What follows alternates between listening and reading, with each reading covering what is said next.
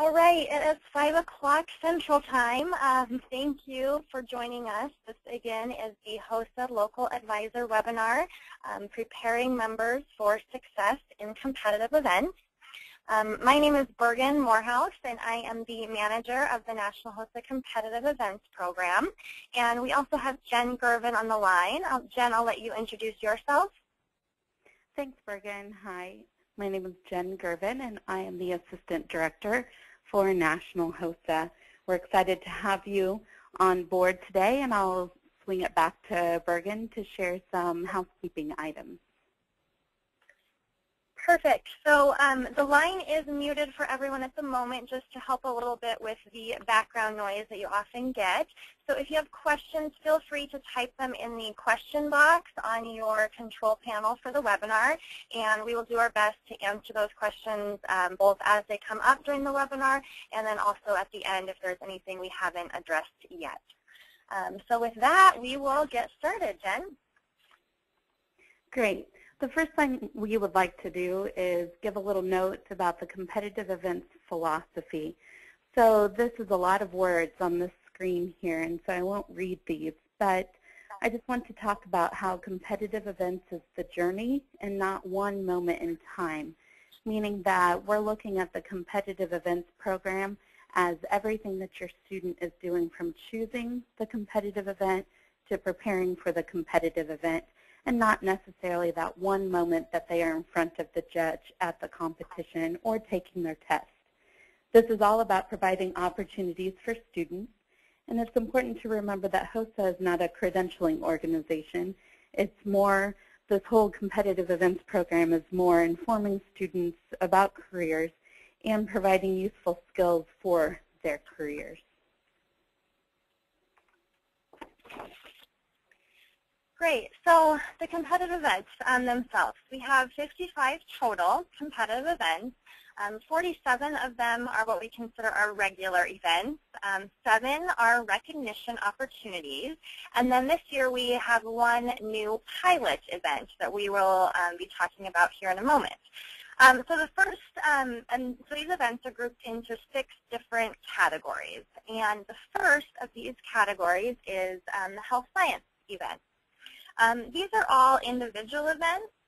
They are all test-based, so students take a test and it tests their knowledge of the particular subject area. The one exception in this category is medical spelling. Medical spelling does have a round 2 where the top scorers on the test advance to the spell down component of that event. The next category of events are the health professions events. These are also individual events, and the majority of these events have 2 rounds. So they're split up into round 1, which is a test or a knowledge-based test, and then certain students get to move on to round 2, which are called the skills rounds, where they will participate in different skills showcasing what they've learned throughout the year. The 2 differences, or the 2 outliers in the health professions events, are personal care, which is an event made specifically for students with IEPs, and the clinical specialty event. In the clinical specialty event, students choose a specific career and develop a whole portfolio and practice and videotape themselves doing an actual skill and present both of those to the judges. Great. So next we have the emergency preparedness category. In this category we have CPR, EMT, and CERT are 3 events that are skill-based, and you also do these in a team. So it's a pair of students that work together to compete in these events. We have the epidemiology event in the emergency preparedness category, and this is just a test only that has a case study with it. So it's just a written test that the students take, much like the test in the health science category. And then we have public health and medical research for partnership are both team events that students create a project and present to a panel of judges. And we also have one event in emergency preparedness, life support skills. And just like Jen mentioned before, this is one for our students that have IEPs. The next category of events are the leadership events. And these are all individual events, and they are leadership-based. So many times you'll see some product that comes from these events. In particular, a extemporaneous health poster has a poster that the students will create while on site. The extemporaneous writing event, the students will create an essay. The healthy lifestyle event, the students will actually take a test for round 1. And round 2 is showcasing a portfolio. And then you have some interviewing events and some speaking events in there. Great. And then teamwork category. This one, as the name implies, these are events that students can do as a team. The teams range from anywhere from 2 to 8 people, depending on the event. And this is where our new pilot event is going to, what category it falls into this year for medical innovation. With medical innovation, it is a team of 2 members, and they can either work to develop a new medical innovation that they have thought of themselves, or they can do research on an existing medical innovation and present their findings to a panel of judges. So we are super excited about this new pilot event and excited to have your students participate this year. And our last category are the recognition events. These events are somewhat a different category because they're not necessarily competition, but there's recognition given for specific levels reached. For example, the Barbara Jane Service Award is an event that is specific to students who are participating in or gaining some volunteer hours. HOSA Happenings is an opportunity for your chapter newsletter or chapter website to be recognized.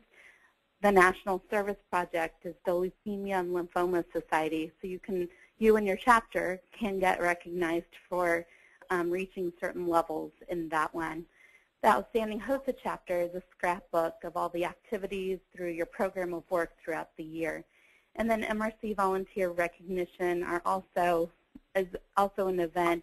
Students can gain recognition for reaching a certain milestone and volunteering hours toward MRC. The one I didn't talk about was the healthcare issues exam. This is an actual competition, and the students will take an exam that's written on all of the current events that have happened since June of last year. So one note about all of these competitive events, at the National Leadership Conference, members may enter only one competitive event in national competition. In addition, competitors may participate in as many recognition events as they choose. So this does include the new pilot event this year that Bergen spoke about, and that is the medical innovation. So to reiterate, students can choose one event at the National Leadership Conference in the first 5 categories, and then as many events as they would like in the recognition category. So for instance, a student could choose to do dental terminology, and then Barbara Jane Service Award, HOSA Happenings, and the Healthcare Issues exam, but a student cannot choose to do dental terminology and dental science.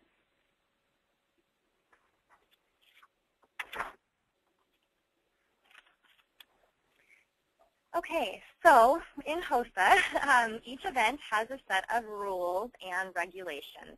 And for us, we call these our event guidelines.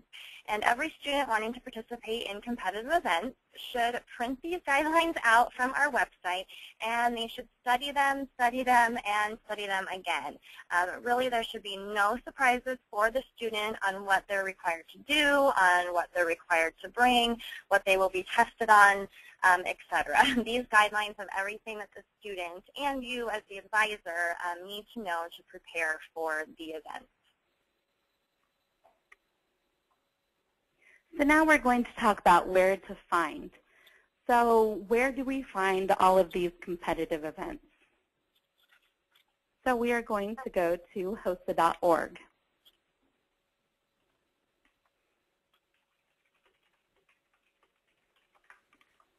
So at HOSA.org, there are a couple of different ways that you can find the competitive event guidelines.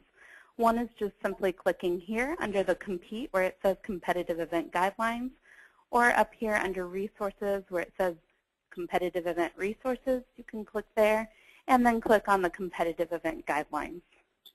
You will find all of the competitive event guidelines here, as well as any updates that have happened since they were released in August. The one thing I do want to point out is the general rules and regulations. You'll want to make sure that you open that file and read through so that way you are familiar with the general rules and regulations. Now let's take a look at one of the events and this guideline. So let's choose creative problem solving. Okay, so each set of guidelines is broken down into these different components that Jen is kind of going to scroll through here as we touch on them. So the first is the purpose, and that'll be the first thing that you see. And basically this just tells the students why we have this event and what we hope students will gain from participating in this event. The description then goes into a little bit more detail, and it kind of gives a broad overview of what the students will do and what they can expect. The dress code, this one is always important. It lets students know how they are expected to dress. Different events have different dress codes, so make sure you point that out to your students. Next is the rules and procedures component, and this is really the meat, I would say, of the guidelines. This is the rules to follow. It explains how the event will work, what is required of the students. You'll see it has a link there back to the general rules and regulations that Jen pointed out a moment ago. And a really important component of this rules and procedures section is the references or resources that are included for the event. So you'll see Jen highlighting here in creative problem solving the 3 different references that are used. And these are used to develop the test questions if there's a test for that particular event. And it's used for students to study for this event. So these are the resources listed, and that's definitely an important thing to make sure you and your students pay attention to. Next is this competitor must provide box, and this is a little bit new this year. What we did is we took all of the supplies that students are required to bring for the event, and we put them in this box checklist so that they know what is required of them. So instead of, I think it used to be, there used to be a star next to each item, and so we were just trying to make this a little bit easier for the students to find and have a checklist in front of them. For the skill events, it includes all of the supplies required for any of the skills. So regardless of which skill is selected at the conference, it will list all the supplies that could potentially be used for the student. And then it kind of breaks down some information about the equipment that the state or the region would provide, and then it goes into a flow chart, which is really useful, I think, for all of the events. It's a graphic here that Jen is pulling up, and basically it just takes those rules and procedures from earlier in the guidelines, and it just makes a visual out of them, and it tells you how the event will flow from start to finish.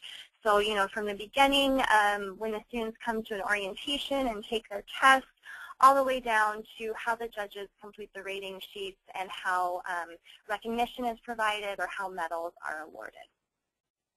And then finally, the last and probably one of the most important parts of the guidelines is the rating sheet, and you'll always find these at the end of the guidelines.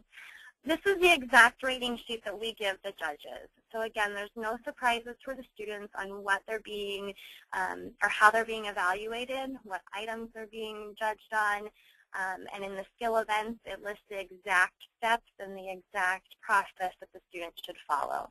So definitely a very important component of the guidelines. One of the things we get asked about many times is samples and examples. So National HOSA has provided several samples and examples for you on their website. So all of these items that are listed, medical math all the way to research persuasive speaking, you can find on the National HOSA website. So one of the ways that you can find that is going to, again, resources and competitive event resources, and then you can click on the link that says competitive event samples. So here you'll just see lots of different options here. So let's check out an extemporaneous writing sample from last year's National Leadership Conference. so you can see what that looks like so you can show some of your students.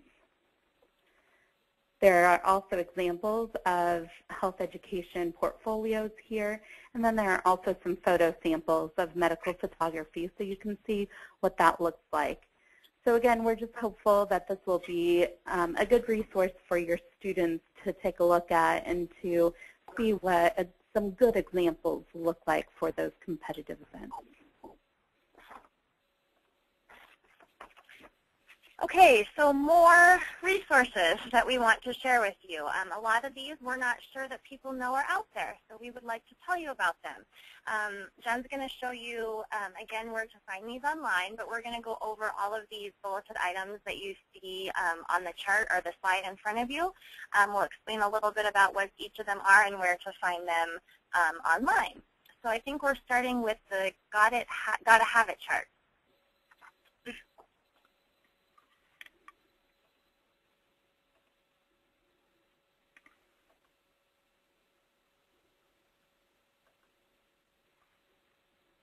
Okay, so the Gotta Have It chart is kind of a clever name, but basically this is a list of supplies that the students need to bring for all of the events, and it's all listed in one place.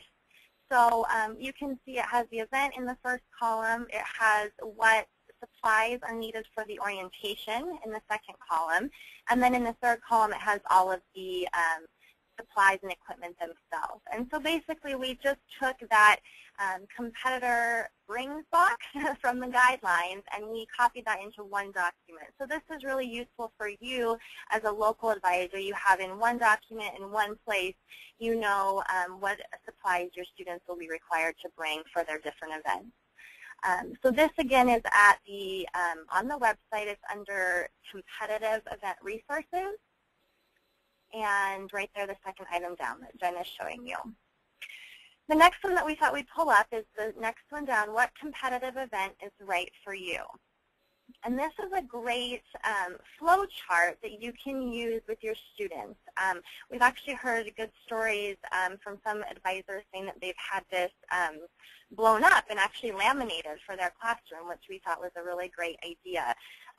But basically, it's a flow chart that asks students different questions. You can see there's 8 or 9 of them, 8 of them, going down the left-hand side there. And depending on how the students answer those first questions, it kind of leads them through the flow chart, and it guides them into options of events that might be a good fit for them. So, you know, depending on what they want, if they want to work on a team, or if they're creative, or they want to improve their speaking skills, or if they can think outside the box, it kind of helps guide their thought process and their decision making. And then towards the end of the document here, you'll see there's also competitive event summaries that are included. So once the student uses the flow chart above, then they're able to kind of look down below and get a quick synopsis or summary of what that event might look like.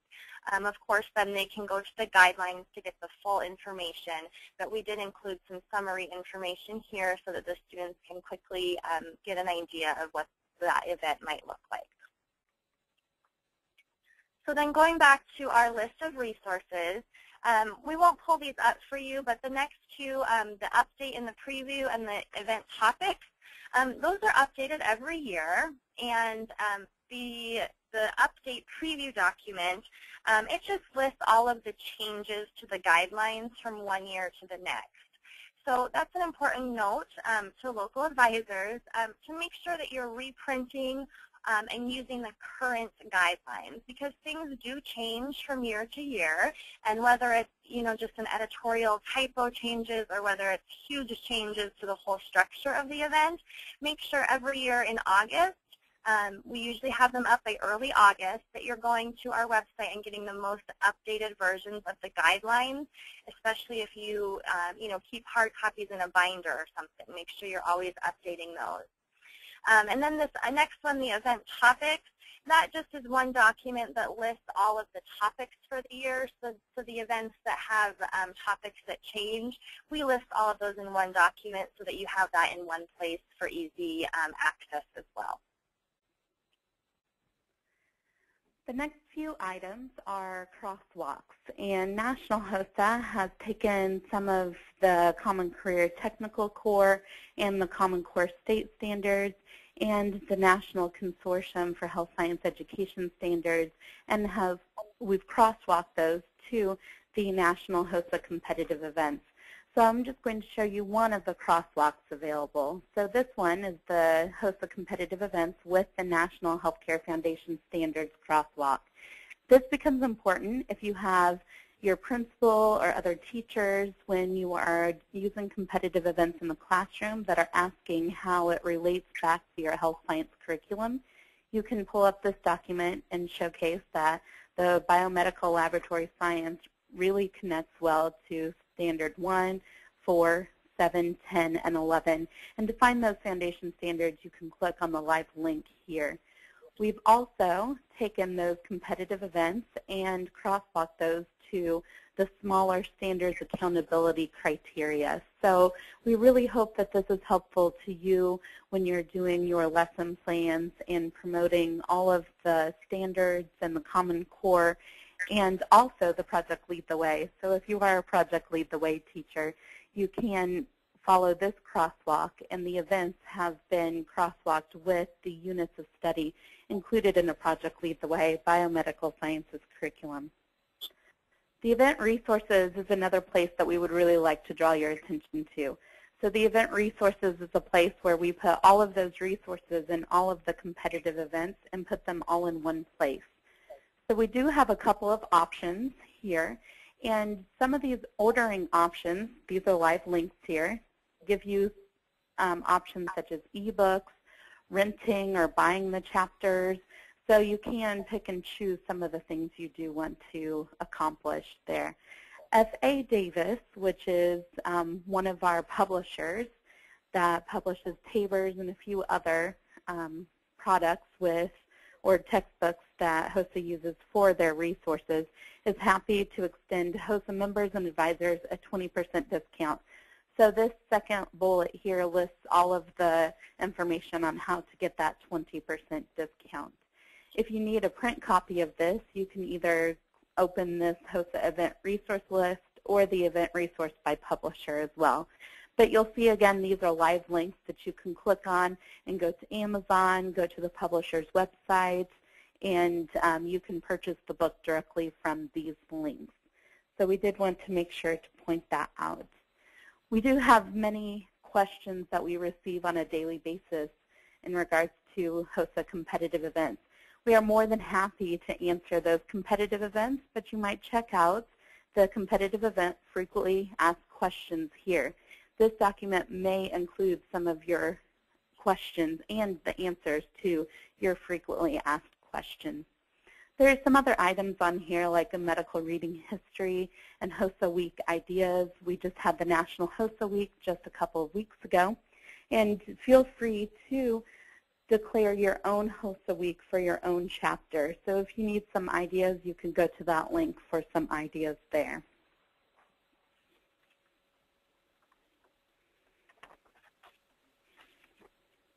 Okay, moving on to the next slide, I think we're going to talk a little bit about some best practices. So for you as the advisor, it is not your job to study for a student. Your job as the advisor is to be there for support and encouragement for your students. We think that your students are amazing, and I know that you guys feel the same way. And so really your role is just to be a positive voice for them and encourage them as much as possible to follow the path on becoming a future health professional. We also feel like it's really important for you as the advisor to have open communication with your students about any deadlines and logistics that they need to know to participate in competitive events. So whether you get emails from your state advisor or a board chair, just communicating those with your students when forms are due, what you need for them, for your state requirements, for travel plans, any of those logistic things, that's also your role as the advisor, is to communicate that with your students.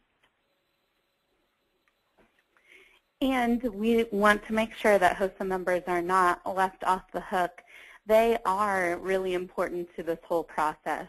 We want to make sure that you as the advisor are providing some encouragement and that communication piece, but it really is the role of that HOSA member to know those guidelines forwards and backwards and to really follow through with preparing for competition and following through on their commitment to HOSA and to you and to the competitive event.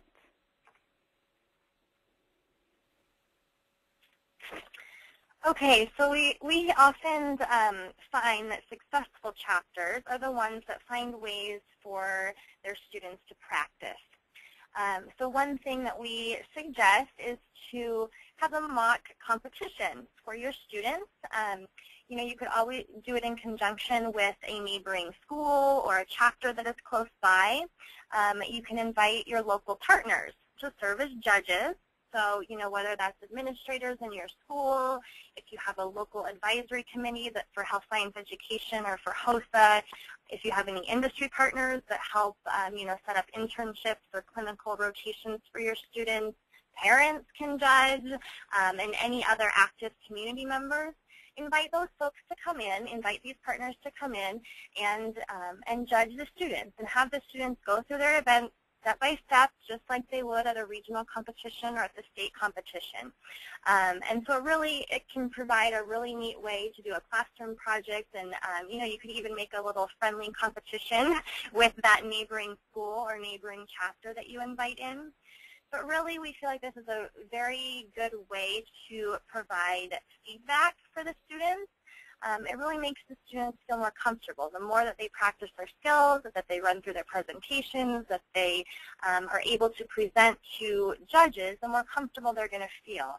And also it's an opportunity for your partners who have come in to act as judges. It's an opportunity for them to give feedback to the students. It's not always possible at the state or the national level to do that, and so this is really the time when the students are learning, and this is the time when they are able to kind of go through that journey that Jen talked about in the beginning and really hone their skills and practice, practice, practice. A couple of questions that we always receive is how do we prepare our students for the skill events and how do we prepare our students for those testing events? So here are some best practices surrounding those two specific events. With the skill events, you want to make sure that the students are bringing the equipment to competition. It's really sad whenever we get to national conference and the students travel to an off-site event and the competition is still gloving, and the students, because in the box it says to bring a pair of gloves, have not brought gloves. So it's very important to make sure that the students are following through with making sure that they have their equipment with them during the competition and they are using them. So other things with the skill events is to say the steps out loud. So we want to make sure that the students are memorizing those steps that are in the rating sheets. And also, again, say things out loud. If the skill is hand washing, they should have that skill memorized. So they will say, okay, I'm going to wash my hands now. The first step is to take off my jewelry. So then that provides opportunities for the judges to hear and to see that the students know those rating sheets forwards and backwards. With the testing events, we encourage students, if it is a written test, to actually write on the test. So that way they can work out some of their problems. They can cross out options that they know are not the correct answer. And the second point is to make sure to learn everything. So don't be surprised if your students come out of some of those testing events and they say, wow, that test was really hard. These tests that HOSA has for their competitive events are not meant to be achievement tests. These tests are meant to be difficult, and they're meant to be difficult so that way we can determine who knows the most about that topic.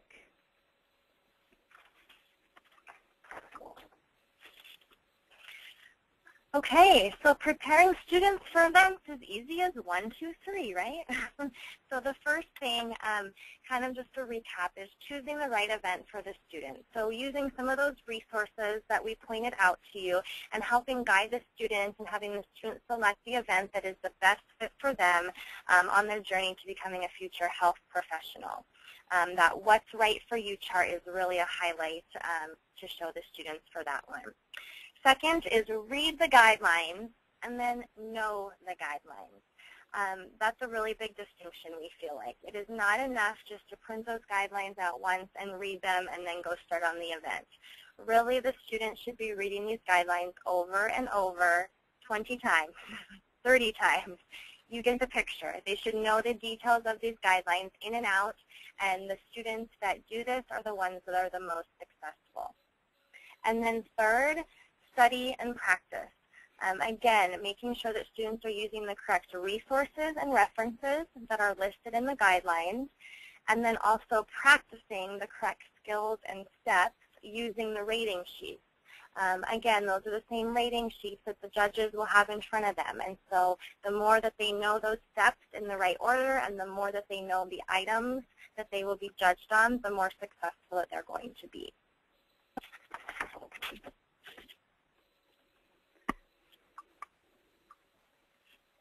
This concludes our presentation portion of the Preparing Students for Competitive Events webinar.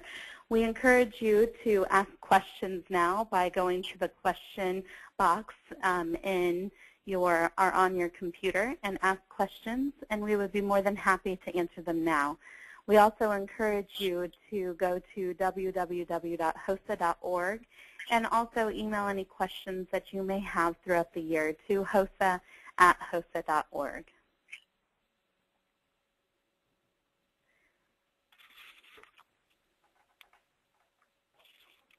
We'll just wait a couple minutes here to see if any more questions come up, and then we'll do our best to answer them. So Bergen, I will ask the first question of you, and that question is, do you have any advice for first-time instructors?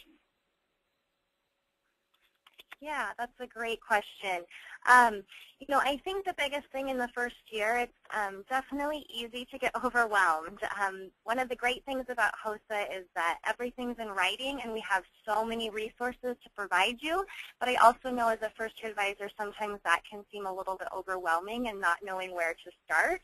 And so one thing I would encourage you to do is, you know, work with your other local advisors in your state and your state advisor, but also know that we are here to answer your questions. So if anything comes up, like you said, chances are it's in writing somewhere and it's something that somebody has already experienced before you, and so it might just be a question to somebody of where you can get that information or who might be the expert to go to for that. There's definitely people that have been doing this a long time, so don't hesitate to reach out and ask for help.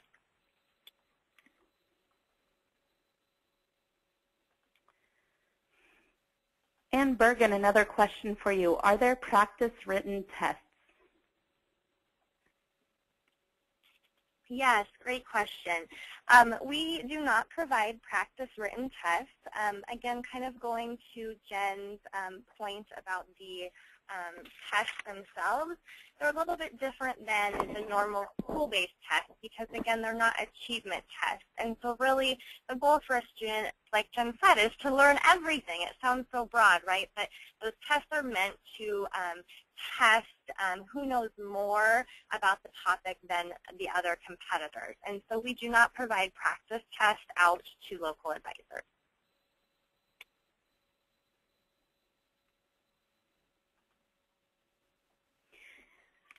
We do have a question to go over the CPR skills sheets to explain Rescuer 1 and Rescuer 2 roles.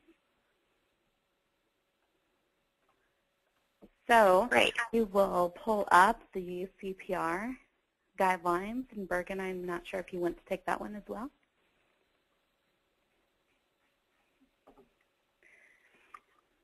Or in the CPR First Aid competitive event, this is a partner event, and so the students are going to receive a problem or their secret scenario, and the secret scenario will include one first aid procedure and one BLS procedure, just as listed here in the guidelines.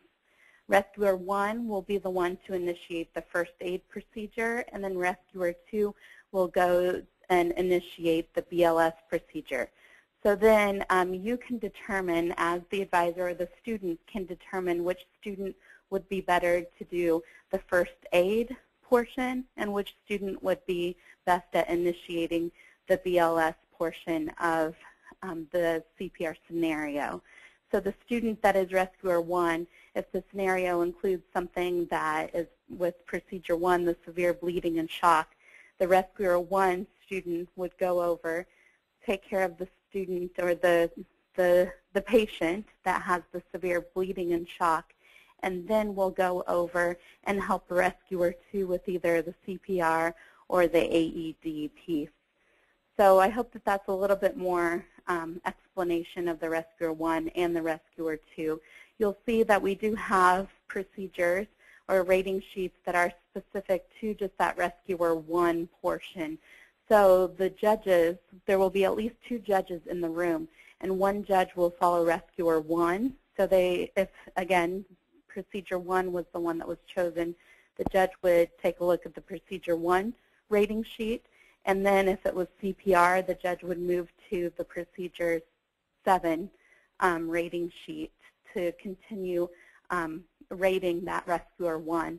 And then the second judge in the room would do the Procedure 6 adult BLS/CPR rating sheet. So again, I hope that that's kind of alleviates the confusion around the CPR. You will be able to view this recorded webinar again. It will be posted on the HOSA website and under the HOSA archives section.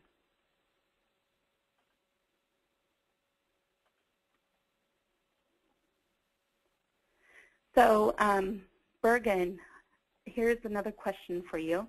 I'm a first-year advisor, and I'm at the portion of the webinar where you mentioned students were able to compete in multiple events.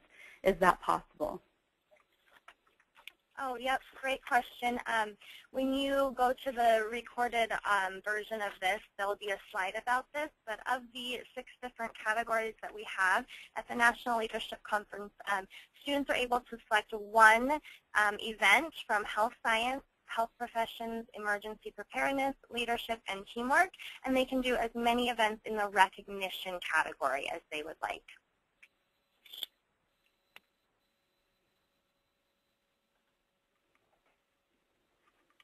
We do have a question about the IEP events, and so the specific question is, I have a deaf student competing in personal care and she needs an interpreter. Can she bring one? Bergen, I'll pass it along to you. Yes, absolutely. For our students that have IEPs, part of the guidelines, there's a form in there that the advisors and students fill out that lists what accommodations are needed. So that's where you would put in there that your student does require an interpreter, and it is perfectly acceptable to bring one that the student is familiar with and who the student would know. And Bergen, here's another question for you. I have seen that for most of the competitions, formal attire is requested. What does that mean? That's great. I'm wondering, Jen, if you can pull up in the general rules, or on the appendixes, actually. I'm sorry, that would be a better place. The dress code appendix. Can we show them where that is? Perfect. So, sorry, my screen went away for a second. This, again, is on underneath the guidelines in the competitive event resources. So this goes into a little bit more detail about the dress code and business attire. You'll see, what is it, about halfway down there, it describes the proper business attire for both males and females. It goes into explain a little bit, no denim clothing, shorts and capris are not acceptable, casual tank tops, tube tops, etc. So this should have some more information for anyone that has specific questions on some of those very specific items in our dress code, Appendix F in the competitive event resources. The biggest struggle for chapters is to learn everything. it becomes frustrating for students. Bergen, do you have tips on how to explain more specifically to students on how to learn everything? It is a good question. Really, we just encourage you to use the resources that we provide. And I know it's really difficult to tell that to a student, but the more that they study and the more that they take the time reading those chapters, reading over those skills, that knowledge is going to come to them more so than a student who does not take the time to study. So really for that, I do think it's a time issue, an amount of dedication that the student wants to put forth in learning the material. Do you have anything to add to that, Jen? And I think it's one of those things that goes back to another question that we have is what do you do to get students excited about HOSA and competition? So I think the students, once they get excited about HOSA and the competition, that hopefully that will help motivate them to learn more and to be as active as possible in the whole process of competitive events. Some different things you can do to get your students excited about HOSA and competition is that if you have been in the school for a couple of years, you can invite past students back to showcase the work that they have done. Many states, you can have your state officers or your regional officers come in to your classroom and give a presentation about competitive events and get the students excited on that level. Also, if you do have any winners, competitive event winners from the past, you can show their pictures. Many schools have a HOSA Wall of Fame. So if some of your students have just competed in competitive events at the state, regional, or national level, then their picture gets put on this national or on this HOSA Hall of Fame, and that creates a lot of talk and competition and excitement for the students because they want to be up on that wall of fame.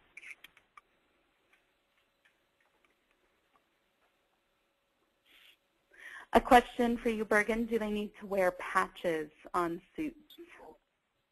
Oh, that's a good question. At the national level, it does not matter if their scrubs have some kind of patch or identifying factor with their school name. And actually, I'm just realizing maybe I'm misunderstanding the question. So I'm going to answer it two ways, Jen. The first part, like I started to say, it does not matter at the national level if there's any kind of patch that identifies the student's school, because nationally, our judges aren't going to know school A from school B and is in Texas versus in Florida. At the state level, your state might have different rules on that. A patch in regards to the HOSA patch on their uniform, no, is not required. They just need to wear the official blazer that comes with the HOSA uniform. Hopefully that answered that. Great. There is one question here. It says, for the job seeking skills competition, what kind of jobs can they apply for? In the job, I'll veer away from that question for the moment, because in the job seeking skills competition guidelines, it does specify that the student needs to apply for a job that they have the skill set for right this very moment. So this question continues and says, because my student doesn't have any certifications and that everything that they put on the resume must be true, I'm wondering if they can apply to internships or volunteer opportunities. And the answer to that is absolutely. So we encourage your students to think of their skill set that they have and that they can use that current skill set to apply to internships or volunteer opportunities. Bergen, what would be a good way to tell my student to study for medical reading? Oh, that's great. I love medical reading. I think our books are fabulous this year. I think with the medical reading, a good way to approach the studying for that, you know, we're not going to quiz the students and test the students on these tiny little specific details on page 7 or on page 38 of these different books. So really, if they can have a good understanding of the full basic concepts of the book, pay attention to the any specific health conditions or diseases that certain people have in the books, or that the the topics they're addressing in the book. We definitely pay attention to health-related issues within the books. But you can assure them that we're definitely not trying to get at those tiny little details, and so the more that they can kind of understand the big picture and what the message of the book was, the better that they will do in medical reading. Can anyone participate in the personal care event? And the answer to that is included in the list of competitive events. There are a few that do have the asterisk that is next to them. That means that the student needs to have an IEP to compete in that competitive event. So for personal care, the student needs to have an IEP, and also, I'll just pull this up too, one of the most important components to this competitive event in order to be considered eligible is the last page of the guidelines, or next to last page, and that is the student eligibility form. So the student and you as the chapter advisor and a school official, which could be a special ed teacher, guidance counselor, or a principal, needs to complete this student eligibility form and then write down any accommodation that the student does require. And for the national level competition, the competitor must email the form to HOSA@HOSA.org to receive 5 bonus points. For the regional and the state competition, you will need to check with your chapter and your local advisor or state advisor on the process for that. And Jen, just to add to that, in case we have any advisors who were here and were an advisor last year, this is a new process for this year. So make sure that you do read this. Like Jen said, this form now must come from the competitor directly to National HOSA for national competition, and that is a new process this year.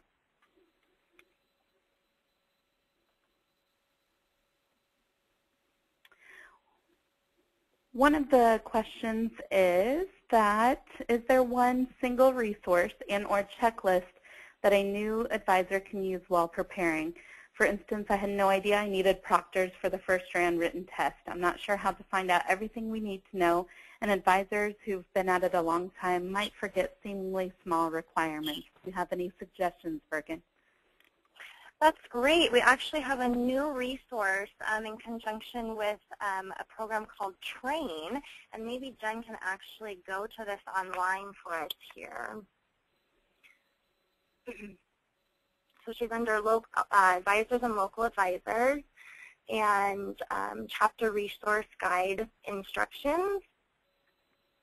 And this has a ton of great information for our new advisors. And this was just launched, gosh, Jen, not even a month ago.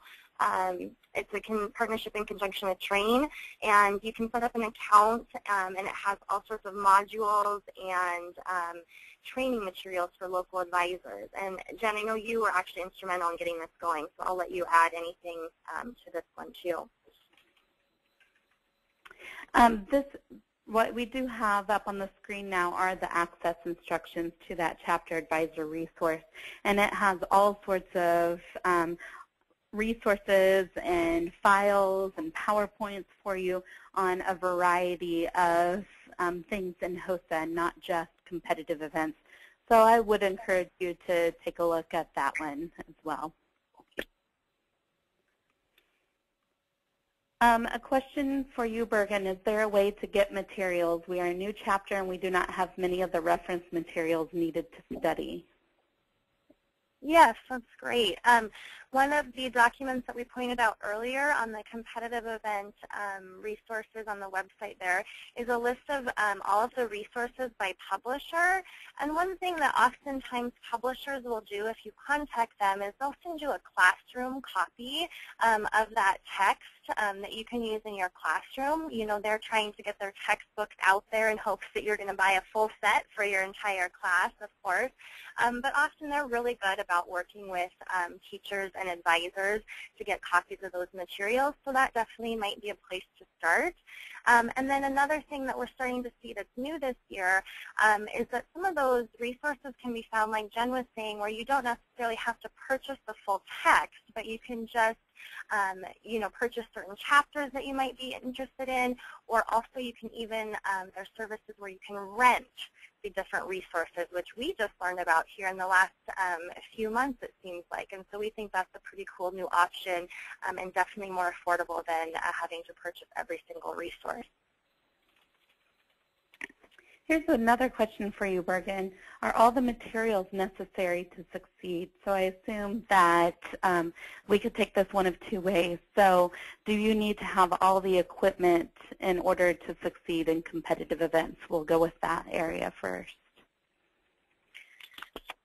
Right. So one way to look at this, we don't expect local advisors to be experts in every single one of these competitive events that we offer. We don't expect you to know the dental science in and out and the nursing assisting and EMT, for example. But one thing we do expect you, and this kind of goes back to your role as the advisor, is to be able to help connect your students to some of the folks who do and who are the experts in those areas. So, if you don't have a full dental lab in your classroom, for example, okay, well, who do you know in industry that would allow your students to come in and practice their dental science skills? And so that's part of your role, is trying to help establish and make connections with those partners in your community that do have the equipment, that do have some of the lab space for some of those clinical skills. So that kind of takes it in that direction.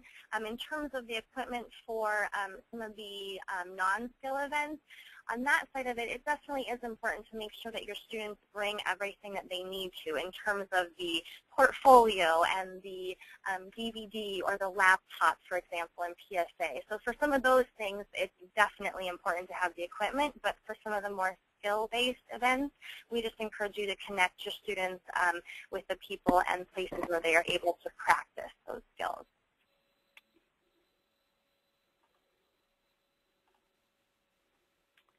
Great.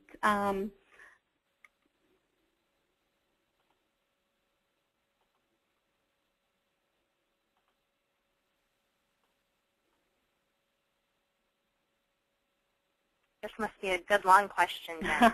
If you don't have practice tests for written exams, how do we tell our students what to expect from a test such as a knowledge test or the medical reading test if we don't have that experience ourselves? So I think this goes back kind of similar to a couple other questions that we asked. You can just get them excited about the test and excited about HOSA in general, excited about their learning and what this experience, both in competitive events and in HOSA, is going to provide for them. You can tell them to expect the test to be hard. Like Jen said earlier, they're not achievement tests, and so expecting everybody in a classroom to get, A, B, C+ is a little bit different in HOSA. These tests are very hard, and so we do that because we have to have a range, and we have to know who knew more on that particular day. And so you can definitely tell them that, and tell them when they come out, if they felt like it was challenging, that's okay, because probably everybody else felt like it was challenging as well. And again, just continue and do their best to study the resources that are listed. The students who read those, who study those the most, are the ones who are going to be most successful.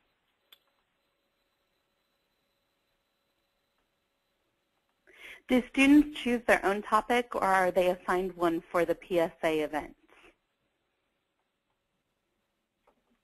And the question, or the answer to that, is by looking at the guidelines. So if we do look up the guidelines, we'll be able to see that the PSA does need to be on a specific topic that is talked about. And this year, the topic is, drumroll, concussion prevention, recognition, and treatment. So this year, your PSA does need to be surrounding that concussions topic. You can change the title of that.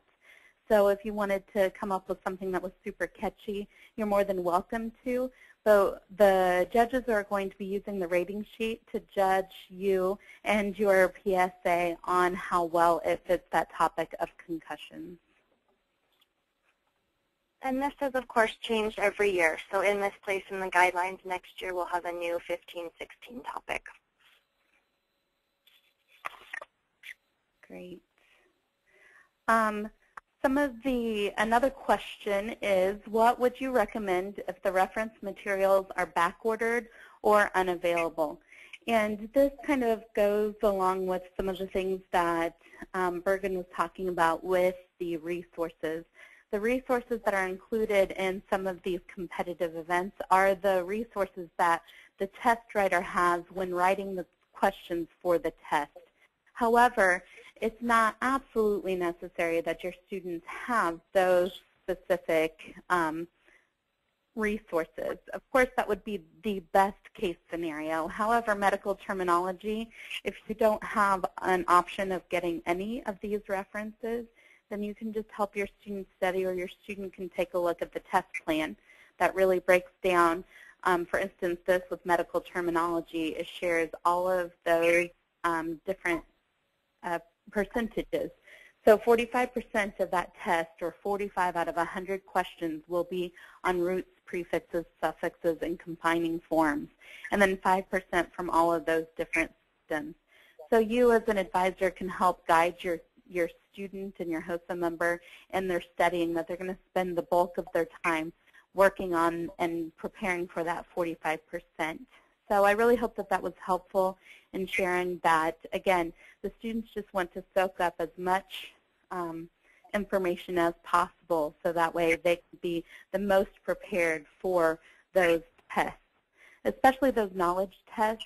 It is pretty wide open, and as well as medical terminology as well. So again, we expect that these tests are going to be super hard for these students, and the more that they know about that specific topic, the better that they will do. One of the questions is, many of the textbook resources are very expensive, so what do other chapters do to pay for this book? And one of the questions or one of the answers to that could be putting it on a Christmas wish list. I know I've heard of a story of a student that was really interested in doing well in the medical terminology event, and so they put all of those 4 references on their Christmas list for their relatives to buy for them for Christmas. Now that was a pretty dedicated HOSA member to medical terminology in my book. Another option would be to check with your library or librarian if you have that in your school location. Many times the librarian has some funds set aside to really help offset and buy some resource books for the library. Some other options could be calling the publisher and getting some of those discounts that are available to just HOSA members, or requesting a desk copy to check it out for your classroom.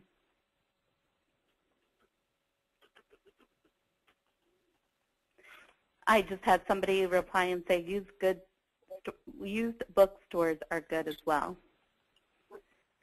And then one last question, and because we are nearing the end of our time frame here, and Bergen, I will send this to you. Biomedical Debate, so few resources with it being a new medical issue. What are some tips to help study for this competitive event? You have addressed probably a great question, one that we're actually talking about within our competitive events team as we speak. You're correct. The resources are tough in Biomedical Debate, but the reason being, especially with e-cigarettes being the topic this year, it is so hard to find just one resource that provides enough information to write an entire test plan. And so kind of following along in the same vein as with the other tests, the students who know the most about e-cigarettes are going to do the best. And so any kind of Google search, if you just Google e-cigarettes, hundreds and hundreds of articles come up. online, I would just encourage students to start reading. What are the pros of e-cigarettes? Why were they invented? Why were they started? Why are people using them? What are the concerns about them? Why do people feel like it's a negative thing in our society right now? Again, the more the students can read and study and know about e-cigarettes, the better that they're going to do on that biomedical debate test. Thank you so much for your participation in today's webinar. I know that there are a few questions that we didn't get to today, so hopefully we'll be able to stay on for a few minutes and to connect with you and make sure that your question gets answered privately. Thank you again, and again, if you do have any other questions that were not answered by either one of us, please make sure that you either go to HOSA.org or send an email to HOSA@HOSA.org. On behalf of National HOSA, Birgit and I thank you for attending, and we recommend that you check out the fundraising webinar next month for ways to raise money to get those expensive textbooks. Have a great night, everyone.